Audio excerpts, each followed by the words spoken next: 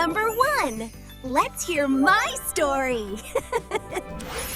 Once upon a time, there was one tiny cat named Milo. He was soft, fluffy, and loved to explore.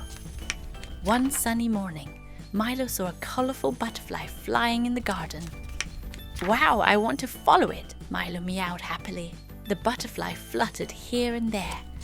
Milo ran after it. "Jump, jump, jump!" Suddenly, the butterfly flew over a small puddle. Milo stopped. He was scared of getting wet.